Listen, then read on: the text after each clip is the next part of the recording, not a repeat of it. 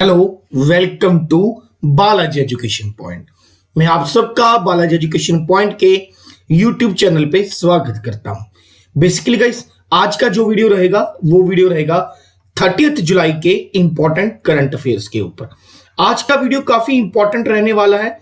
Current affair plus static GK की नजर से देखा जाए तो बहुत सारी बातें आज आपको सीखने के लिए मिलेंगी जो आपके आने वाले किसी भी एग्जाम के लिए बहुत ही ज्यादा इंपॉर्टेंट है।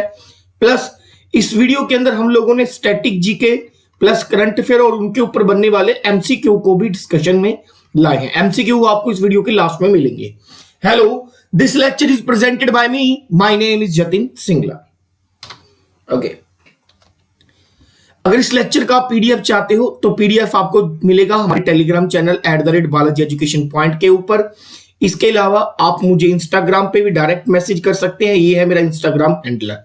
चलिए शुरुआत करते हैं। आज का पहला नंबर 1, 29 जुलाई को all over the world international tigers day या ग्लोबल टाइगर डे जिसे बोला जाता है ऑब्जर्व किया गया। Very very important question. International tiger day और ग्लोबल टाइगर डे कब मनाया जाता है? तो यह मनाया जाता है 29 जुलाई को ऑल ओवर द वर्ल्ड। ये क्यों इंपॉर्टेंट है? देखिए, पहले तो हमें यह पता होना चाहिए कि इंटरनेशनल टाइगर डे कब से मनाया जा रहा है। 2010 के अंदर एक समिट हुआ था जिसको बोलते हैं Petersburg summit. Petersburg summit Russia, Petersburg summit Russia के अंदर। ओके, ये समिट हुआ था टाइगर अवेयरनेस के लिए, टाइगर अवेयरनेस के लिए, जिसमें लगभग पूरी दुनिया की सबसे बड़ी 13 कंट्रीज ने पार्टिसिपेट किया था। और इस समिट का एजेंडा क्या था? इस समिट का एजेंडा था कि 2022 तक टाइगर्स की पॉपुलेशन वर्ल्ड के अंदर डबल कर देनी है। ठीक है, to make the population of tiger double in the world till 2022 तक। ओके, तब से ये इंटरनेशनल टाइगर डे मनाया जा रहा है। अब जरूरी बातें क्या है? इंडिया है 70% of the total tiger population in the world, यानी कि India is home of the 70% of the total tiger in the world. Clear? Next, tiger day is celebrate with the slogan survival is in our hand, their survival in our hand. Okay, पहला question क्या बनेगा? Tiger day कब observe किया जाता है? 29 जुलाई को। कब से मनाया जा रहा है? 2010 से। सेंट पीटर्सबर्ग समिट 2010 हुआ था रशिया के अंदर, तब से ये मनाया जा रहा है। इंडिया में वर्ल्ड के लगभग 70% टाइगर है। इस साल का जो इंटरनेशनल टाइगर डे था उसकी थीम क्या थी? Their survival in our hand, their survival in our hand. Okay, अब मैं बहुत सारी चीजें आपको बताऊंगा related to static GK, very very important. Okay, number 1, India के अंदर सबसे पहले 1973 के अंदर प्रोजेक्ट टाइगर लॉन्च किया गया था, उस समय की प्रधानमंत्री इंदिरा गांधी के द्वारा। क्लियर? उस समय की प्रधानमंत्री इंदिरा गांधी के द्वारा जब यह प्रोजेक्ट लॉन्च किया गया था 1973 के अंदर, उस समय इंडिया में सिर्फ 9 ही टाइगर रिजर्व हुआ करते थे। लगभग 9 टाइगर रिजर्व थे इंडिया के अंदर, लेकिन एट प्रेजेंट 50+ टाइगर रिजर्व है इंडिया के अंदर। ये इंडिया ने ग्रोथ की है टाइगर्स को लेके। ओके, 1973 में प्रोजेक्ट टाइगर लॉन्च किया गया था इंदिरा गांधी की अध्यक्षता के अंदर, जो उस समय की देश की प्रधानमंत्री थी। जब यह प्रोजेक्ट लॉन्च किया गया था तब भारत में सिर्फ 9 टाइगर रिजर्व थे। आज जो है लगभग 50 के करीब टाइगर रिजर्व पूरे इंडिया में है। टाइगर की पॉपुलेशन इंडिया के अंदर हर साल लगभग 6% से बढ़ जाती है। ठीक है, अब ये सारी बातें जो हैं क्यों पता चली? भारत के environment union environment minister that is Prakash Javadekar ने 28 जुलाई को एक रिपोर्ट पेश करी जिसका नाम था all India tiger estimation report 2018। अब इसी रिपोर्ट को हम लोग डिस्कस करने वाले हैं। इसी रिपोर्ट में बताया गया कि भारत के अंदर 70% टाइगर हैं पूरे वर्ल्ड के। इसी रिपोर्ट में बताया गया कि हर साल एनुअली 6% की ग्रोथ होती है टाइगर की संख्या में, नंबर में भारत के अंदर। ओके, अब next, international tiger day and Indian story. अब एक्स्ट्रा बातें आपको क्या याद रखनी है? The tiger population in the country has grown from 1400 in 2014 and 2967 इन 2019, यानी कि इस वक्त भारत में लगभग 2967 टाइगर हैं और सबसे ज्यादा टाइगर आपको मिलेंगे मध्य प्रदेश के अंदर, जिसे पुराने समय में मध्य भारत भी कहा जाता था। Super important question, which state has the maximum number of tiger, that is Madhya Pradesh 526।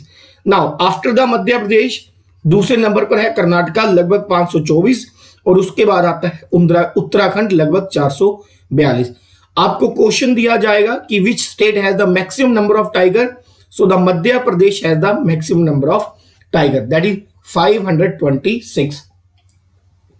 उसके बाद क्वेश्चन आता है विच state has the second most number of tiger, that is your Karnataka followed by the Uttarakhand. अब देखिएगा, अगर हम बात करें टाइगर रिजर्व्स के अकॉर्डिंग कि भाई भारत में 50 से ज्यादा टाइगर रिजर्व बन चुके हैं, ठीक है, तो सबसे ज्यादा हमारे पास जो टाइगर है वो है कॉर्बेट टाइगर रिजर्व के अंदर, और कॉर्बेट टाइगर रिजर्व उत्तराखंड में है। उत्तराखंड का एक डिस्ट्रिक्ट है नैनीताल, ठीक है, तो वहां पर पाया जाता है कॉर्बेट टाइगर रिजर्व, जिसे कॉर्बेट नेशनल पार्क भी कहा जाता है।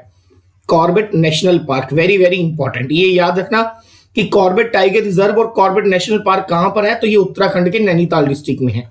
और एज ए टाइगर रिजर्व सबसे हाईएस्ट टाइगर इसी टाइगर रिजर्व में पाए जाते हैं, लगभग 231। क्लियर। तो इस पूरी स्लाइड से 3 मेन क्वेश्चन निकलते हैं कि एट प्रेजेंट भारत में लगभग 2967 टाइगर की संख्या है। भारत में 70% टाइगर हैं पूरे वर्ल्ड के, लगभग 3900 टाइगर हैं पूरे वर्ल्ड के अंदर।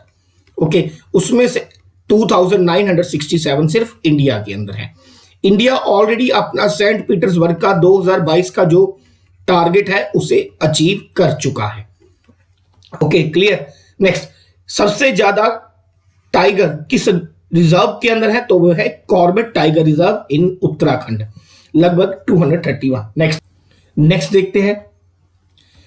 ओके, कॉर्बेट टाइगर रिजर्व के बाद दूसरे नंबर पे आता है Nagarhole and Bandipur tiger reserve, और ये दोनों कर्नाटका में पाए जाते हैं, और इनमें टोटल टाइगर की संख्या है 127 एंड 126। देखिए, नंबर 1 पे टाइगर रिजर्व, जहां पर सबसे ज्यादा टाइगर रिजर्व है वो हो गया कॉर्बेट, नंबर 2 पे हो गया नगरहोल, और नंबर 3 पे हो गया आपके पास बंदीपुर। क्लियर। ये उत्तराखंड के अंदर है, याद रखना है। नगरहोल एंड बंदीपुर ये दोनों कहां पर है, they both are in Karnataka. अब कुछ ऐसे रिपोर्ट के अंदर ये भी बताया गया कि कुछ ऐसे भी हमारे पास नेशनल पार्क्स हैं जहां पर जो है टाइगर बिल्कुल बचे ही नहीं है। There are no tiger left, ये 3 जगह पर बताया गया है। मिजोरम्स डंपा, ठीक है, ये मैं आपको मैप के ऊपर भी दिखाऊंगा। किसी समय पर यहां पर बहुत टाइगर हुआ करते थे, लेकिन एट प्रेजेंट मिजोरम्स डंपा के अंदर कोई टाइगर नहीं है। वेस्ट बंगाल से बक्सा के अंदर कोई टाइगर नहीं है। झारखंड के प्लमाउस के अंदर कोई टाइगर नहीं है। क्लियर। किसी समय पर यहां पर टाइगर हुआ करते थे। इससे हमें यह भी याद हो गया कि भारत का एक नेशनल पार्क या टाइगर रिजर्व कह लीजिए मिजोरम के डंपा के अंदर है, और वेस्ट बंगाल के बक्सा के अंदर है, और झारखंड के पलमाऊ के अंदर है। इसके अलावा प्यारे बच्चों, आपको याद रखना है भारत के अंदर बहुत सारे वन्य जीवन एक्ट लागू हैं, यानी कि जंगली जानवरों को बचाने के लिए बहुत सारे कानून लागू हैं। सबसे पहला और सबसे इंपॉर्टेंट क्वेश्चन, भारत के अंदर वाइल्ड लाइफ को बचाने के लिए एट प्रेजेंट कौन सा एक्ट लागू है, तो वो एक्ट लागू है wild life protection act 1972। Wild life protection act 1972, इसी एक्ट का सेक्शन 2/37 वाइल्ड लाइफ की डेफिनेशन भी बताता है। ओके, कि वाइल्ड लाइफ कहते किसको है और ये क्यों जरूरी है, ये बातें याद रखनी है।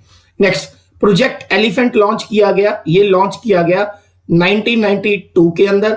नेक्स्ट, प्रोजेक्ट क्रोकोडाइल लॉन्च किया गया 1975 के अंदर, और India one horn rhino vision campaign चलाया गया 2020। ये कुछ इंपॉर्टेंट कदम हैं जो हमारी गवर्नमेंट के द्वारा उठाए गए, ठीक है। इसको आपको याद रखना है, डायरेक्टली ईयर पे क्वेश्चन बहुत ज्यादा पूछा जाता है। रिवाइज करते हैं, वाइल्ड लाइफ प्रोटेक्शन एक्ट कौन सा है, wild life protection act 1972। Project elephant कौन से ईयर में लॉन्च किया गया, 1992 के अंदर। ओके, प्रोजेक्ट क्रोकोडाइल 1975 के अंदर, and one on rhino vision 2020 के अंदर। इसमें अगर आप पूछे, सबसे ज्यादा पूछा जाता है कि इंडिया के अंदर वाइल्ड लाइफ एक्ट कब लॉन्च किया गया? 1972 के अंदर। क्लियर? नेक्स्ट आगे बढ़ते हैं।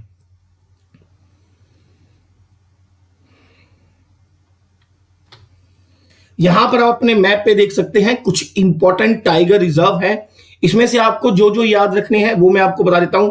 Sariska tiger reserve, Ranthambore tiger reserve, ठीक है, ये राजस्थान के अंदर है, याद रखिएगा। इसके अलावा सुंदरबन, ये वेस्ट बंगाल के अंदर है। वो सुंदरबन दुनिया का सबसे बड़ा डेल्टा भी है, ये भी आपको याद रखिएगा। ये रहा डंपा मिजोरम के अंदर, डंपा मिजोरम के अंदर, ये भी आपको याद रखना है। नेक्स्ट इसके बाद आपको याद रखना है इसके अलावा ये रहा कॉर्बेट, कॉर्बेट टाइगर रिजर्व और नेशनल पार्क उत्तराखंड के अंदर, ठीक है, ये भी इंपॉर्टेंट है, याद रखिएगा। ये कुछ इंपॉर्टेंट टाइगर है जैसे कि पेरियार हुआ केरला के अंदर, वेरी वेरी इंपॉर्टेंट, ओके, ये भी पूछ लिया जाता है। नेक्स्ट आगे बढ़ते हैं। तो पूरी न्यूज के अंदर हमने जो सबसे ज्यादा चीजें इंपॉर्टेंट कवर करी, नंबर 1 कि भारत के अंदर पूरी दुनिया के 70% टाइगर पाए जाते हैं। 29 जुलाई को वर्ल्ड टाइगर डे मनाया जाता है, 2010 से शुरू हुआ है। भारत में प्रोजेक्ट टाइगर 1973 में लॉन्च किया गया। उस समय की प्रधानमंत्री इंदिरा गांधी के द्वारा हर साल भारत में 6% टाइगरों की संख्या बढ़ जाती है। क्लियर होगी? एट प्रेजेंट भारत में लगभग टाइगर की जो संख्या है 2960 है, जो लगभग पूरे वर्ल्ड के अंदर जो 70% कवर करती है। क्लियर? सबसे ज्यादा टाइगर मध्य प्रदेश में है, followed by Karnataka and Uttarakhand. सबसे ज्यादा टाइगर अगर रिजर्व कॉर्बेट रिजर्व के अंदर है, कॉर्बेट टाइगर रिजर्व के अंदर है जो कि उत्तराखंड में है। नेक्स्ट कॉर्बेट टाइगर रिजर्व के बाद नगरहोल और बंदीपुर का नाम आता है। मिजोरम के डंपा, वेस्ट बंगाल के बक्सा और झारखंड के पलमाऊ में कोई टाइगर नहीं बचा है। इस समय भारत में वन्य जीवन कानून 1972 लागू है। प्रोजेक्ट एलिफेंट 1992 में लॉन्च किया गया। प्रोजेक्ट क्रोकोडाइल 1975 के अंदर लॉन्च किया गया। वन हॉर्न राइनो यानी कि एक सिंग वाले राइनो का विजन, उसे बचाने का विजन लॉन्च किया गया 2020 के अंदर। क्लियर होगी बात? आगे बढ़ते हैं। ओके, अगर आप डेली करंट अफेयर की वीडियो सुनते हो तो आपको मैंने बताया था कि मध्य प्रदेश के गवर्नर थे लालजी टंडन, इनकी हाल ही में मृत्यु हुई है। मध्य प्रदेश के गवर्नर थे लालजी टंडन। ओके, तो एक चीज क्या याद रखनी है, यूपी की गवर्नर है आनंदीबेन पटेल, आनंदीबेन पटेल। इन्हें ही मध्य प्रदेश का एडिशनल चार्ज दे दिया गया है, इन्हें ही मध्य प्रदेश का एडिशनल चार्ज दे दिया गया है। अब आज की न्यूज क्या कहती है? आज की न्यूज कहती है कि लखनऊ म्यूनिसिपल कॉरपोरेशन ने, लखनऊ म्यूनिसिपल कॉरपोरेशन ने लालजी टंडन के नाम पर कुछ चेंजेस किए हैं। अपने यहां पर कुछ रोड्स, कुछ चौराहों का नाम लालजी टंडन के नाम पर किया है। वो क्या है? Lucknow municipal corporation has named a road and A crossing in the city after the former Madhya Pradesh governor Lalji Tandon. क्या है? एक चौक का नाम बदला गया है। पहले चौक का नाम था चौक चौराहा, चौक चौराहा, लेकिन अब ये बन गया है लालजी टंडन चौराहा। क्लियर? ये लखनऊ के अंदर है। इसके अलावा एक रोड थी जिसका नाम था लखनऊ हरदोई रोड, अब इसका नाम बदल के टंडन मार्ग कर दिया गया है। क्वेश्चन क्या बनेगा? हाल ही में उत्तर प्रदेश की किस म्यूनिसिपल कॉरपोरेशन ने अपने यहां पर एक चौक और एक रोड क्रॉसिंग का नाम बदलकर मध्य प्रदेश के पूर्व गवर्नर या भूतपूर्व गवर्नर लालजी टंडन के नाम पर रखा है? तो वो है लखनऊ म्यूनिसिपल कॉरपोरेशन। भारत की जो पहली म्यूनिसिपल कॉरपोरेशन थी वो थी मद्रास, मद्रास म्यूनिसिपल कॉरपोरेशन भारत की पहली म्यूनिसिपल कॉरपोरेशन थी। क्लियर? उत्तर प्रदेश की जो सीएम है इस समय वो है योगी आदित्यनाथ, और गवर्नर मैं आपको बता ही चुका हूं आनंदीबेन पटेल, जिनके पास अभी एडिशनल चार्ज है। कहां का एडिशनल चार्ज है? ये एडिशनल चार्ज है मध्य प्रदेश का। गवर्नर की जो अपॉइंटमेंट है वो प्रेसिडेंट के द्वारा की जाती है भारतीय संविधान के अकॉर्डिंग, और जो गवर्नर है इसकी post government of India act 1935 के तहत भारत के संविधान में है। क्लियर? नेक्स्ट ये छोटा क्वेश्चन है लेकिन मुझे लगता है कि पूछे जाने के चांसेस बहुत ज्यादा हैं। भारत का एक मंत्रालय था जिसका नाम था एचआरडी मिनिस्ट्री, ठीक है, ministry of human resource and development. अब आजकल इसका नाम बदल दिया गया है, अब एचआरडी मिनिस्ट्री को प्रॉपर बुलाया जाएगा ministry of education, ministry of education. Very very important question, clear. तो क्वेश्चन डायरेक्ट बनता है, हाल ही में भारत के किस मंत्रालय का नाम बदलकर मिनिस्ट्री ऑफ एजुकेशन किया गया है? That is HRD minister, human resource and development minister. Bharat के एचआरडी बोलो या एजुकेशन मिनिस्टर जो है उनका नाम है रमेश पोखरियाल। ये याद रखिएगा, आपको पता होना चाहिए भारत के शिक्षा मंत्री कौन है, रमेश पोखरियाल। इसके अलावा एचआरडी मिनिस्ट्री से जुड़ी हुई एक और बहुत ही इंपॉर्टेंट न्यूज है, डबल स्टार लगाइएगा इसके ऊपर। एचआरडी मिनिस्ट्री या एजुकेशन मिनिस्ट्री ने भारत के अंदर नई शिक्षा की नीतियां 2020 अनाउंस करी हैं। Very very important, new education policy 2020 का अनाउंसमेंट हो चुका है, जिसने भारत की लगभग 34 year old new education policy 1986 में बदलाव किया है। वेरी वेरी इंपॉर्टेंट क्वेश्चन, हाल ही में किस मंत्रालय ने अपनी नई शिक्षा की नीतियों को मंजूरी दी है? तो न्यू एजुकेशन पॉलिसी आई है 2020, जिसने भारत की एजुकेशन पॉलिसी 1986 यानी कि 34 साल 34 ईयर पुरानी जो एजुकेशन पॉलिसी थी उनमें बदलाव किया है। क्लियर। नेक्स्ट इसके बारे में पढ़ते हैं कुछ। The recently approved national education policy 2020 will replace the 34 year old national policy on education 1986। Okay, there was a commission, एक कमीशन है जो एजुकेशन के ऊपर है, बहुत इंपॉर्टेंट है, नोन एज कोठारी कमीशन। आपको मुझे बताना है कि कोठारी कमीशन भारत में कब आया था, what is the exact year of Kothari commission, comment box में बताइएगा। Next, national education policy 2020 is the first education policy of the 21st century and aims to bring transformation reform in both school and higher education sector। इसमें बताया गया कि जो 2020 की new education policies हैं, इनका मेन एम है school में और हायर एजुकेशन के अंदर बहुत बड़े ट्रांसफॉर्मेशन को रूप देना, बदलाव देना। क्लियर होगी। जैसे इसके तहत जो एमफिल का कोर्स है उसे डिसकंटिन्यू कर दिया गया है, एमफिल का जो कोर्स है उसे क्या कर दिया गया, डिसकंटिन्यू कर दिया गया।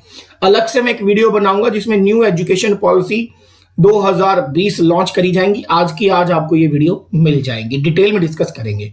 Clear. Next, national education policy 2020 जो है इन्हें किसके तहत बदला गया है? 2030 का एजेंडा है यूनाइटेड नेशन का सस्टेनेबल डेवलपमेंट। अब यहां पर मेरे कहने का मतलब क्या है कि जो नेशनल एजुकेशन पॉलिसी 2020 है, इतना बड़ा बदलाव किया गया है किस टारगेट को अचीव करने के लिए? वो टारगेट है United nation sustainable development goal 2030 का एजेंडा अचीव करने के लिए। अब ये एजेंडा है क्या, जरा ध्यान से समझिएगा। Sustainable development goals, okay. अब देखिएगा 2015 के अंदर यूनाइटेड नेशन और उनकी मेंबर कंट्रीज ने मिलकर 17 ऐसे गोल्स रखे थे जो पूरे वर्ल्ड के ट्रांसफॉर्मेशन के लिए, विश्व के फ्यूचर के लिए जरूरी थे। उन 17 गोल्स को कहा जाता है United nation sustainable development goals. ये लगभग इनकी संख्या है 17। ये गोल्स हर एक कंट्री को, जितनी भी मेंबर कंट्रीज है यूनाइटेड नेशन की, उन सबको अचीव करना है 2030 तक, इसलिए इसे कहा जाता है 2030 का एजेंडा, वो भी सस्टेनेबल डेवलपमेंट गोल का।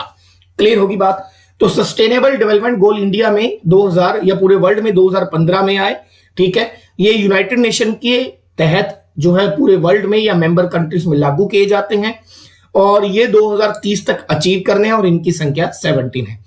कौन कौन से गोल हैं फटाफट से देख लेते हैं कि 2030 तक हर एक मेंबर कंट्री अपने यहां पर पॉवर्टी को खत्म करेगी, zero hunger, global good health and wellbeing, quality education देगी, जेंडर इक्वालिटी हो गया, clean water and sanitation, very very important, clean water and sanitation.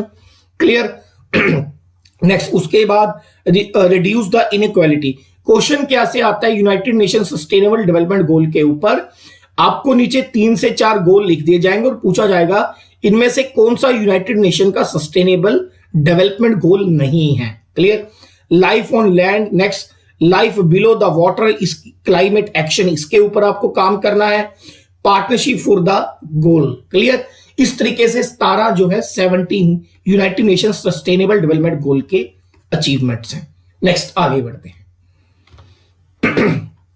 Okay, अब क्वेश्चन क्या आएगा, which ministry released a report titled as India report digital education June 2020। हाल ही में किस मंत्रालय ने India report of digital education 2020 release करी है? तो ये रिलीज करी है एचआरडी मिनिस्ट्री या फिर एजुकेशन मिनिस्टर ने। Very very important. नेक्स्ट, ये मैं कहता हूं ये अपने आप में एक बहुत ही यूनिक न्यूज है, ठीक है, लेकिन गंभीर, बहुत ज्यादा पूछे जाने वाली न्यूज है। अब इसमें इस्तेमाल किया गया है एआई यानी कि आर्टिफिशियल इंटेलिजेंसी। आर्टिफिशियल इंटेलिजेंसी अगर आपका कंप्यूटर से बैकग्राउंड नहीं है तो आप सिर्फ इतना याद रख लीजिए, ये 5th जनरेशन कंप्यूटिंग की बात करती है, 5th जनरेशन कंप्यूटर की बात करती है, क्लियर। अब क्या कहा गया है, भारत की और दुनिया की कुछ कंपनीज हैं, जैसे भारत की कंपनी है national association of software and services company, जिसे नासकॉम बोलते हैं, and Indian council for research on international economic reform, या फिर एक तीसरी है Google.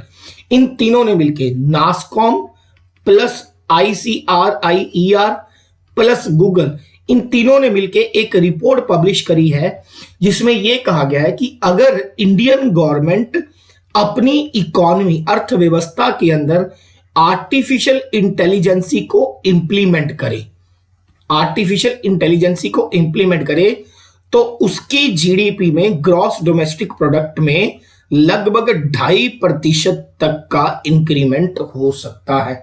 Very very important question.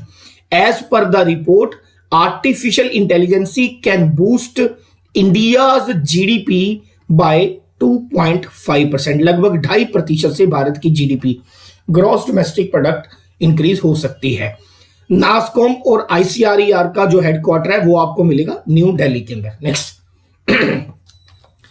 अब ये रिपोर्ट क्या कहती है, as per the report titled implication of artificial intelligence on the Indian economy, India's GDP can boost by how many percent due to the usage of artificial intelligence? That is 2.5%। ठीक है, important question है, याद रखिएगा। Next, एक award है जिसको बोलते हैं गुस्तेव त्रोविया अवार्ड। गुस्तेव त्रोविया अवार्ड, गुस्तेव त्रोविया एक फ्रेंच इंजीनियर थे, ये एक फ्रेंच इंजीनियर थे और इन्हें फादर माना जाता है विश्व के अंदर इलेक्ट्रिक यानी कि बिजली से चलने वाले यातायात के साधनों के निर्माण का, बिजली से चलने वाले यातायात के साधनों के निर्माण का। और ये 1881 के अंदर इन्होंने बिजली से चलने वाली बोट यानी कि किश्ती का निर्माण किया था। तो इस फ्रेंच इंजीनियर के नाम पर एक अवार्ड दिया जाता है, ये पहली बार दिया गया है, that is known as Gustave Trouve award.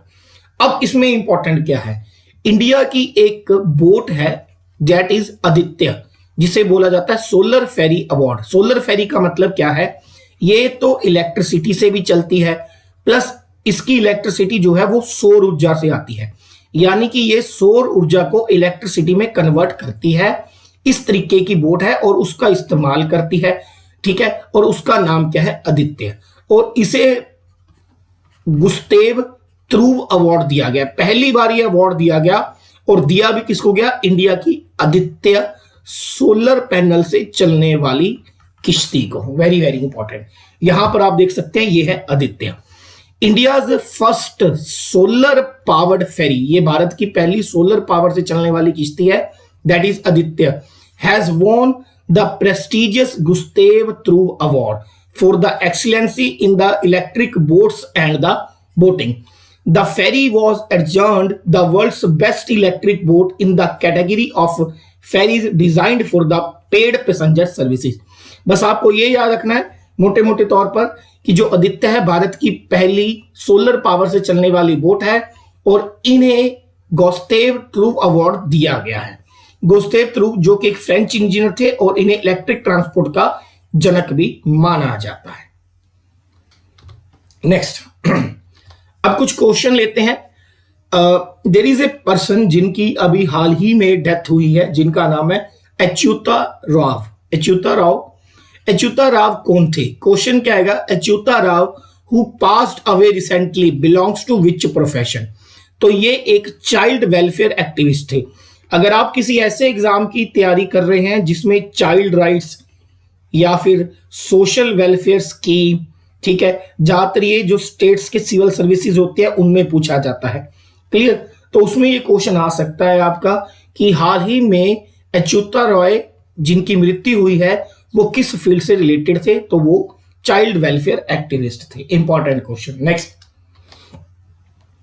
To which country IMF provide a loan amount of $4.3 billion to combat COVID-19? Clear? Okay, ये न्यूज अच्युता राव वाली जो न्यूज है ये इंपॉर्टेंट क्यों हो जाती है? इनकी मृत्यु जो हुई है वो कोविड-19 की वजह से हुई है। नेक्स्ट, इस क्वेश्चन में पूछा गया है हाल ही में IMF इंटरनेशनल मॉनेटरी फंड, इसका हेडक्वार्टर आपको मिलेगा वॉशिंगटन डीसी।